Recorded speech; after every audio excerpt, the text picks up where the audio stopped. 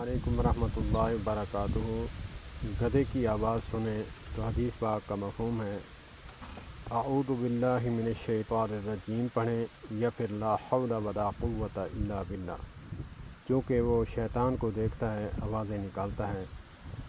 اگرچہ مرغ کی آواز سنیں، مرغے کی جو اذان جب دیتا ہے تو اس وقت جو ہے سبحان اللہ، الحمدللہ، ماشاء اللہ پڑھنا چاہیے۔ اور دوسرا جو ہے اللہم انی اسألک من فضلک و رحمتک، یہ بھی وارد ہے، حدیث پاک کا مفہوم ہے، یا وہ پڑھیں یا یہ پڑھیں۔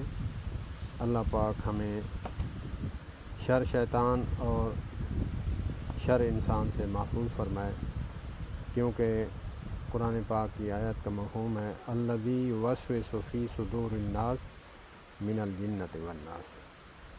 ناس بھی آیا ہے اور جنات بھی آیا ہے، اسی لیے دعا سکھائی گئی ہے کہ آپ جو ہے یہ دعا کثرت سے پڑھیں۔ معوذتین ہیں جو، اللہ پاک ہمیں عمل کی توفیق عطا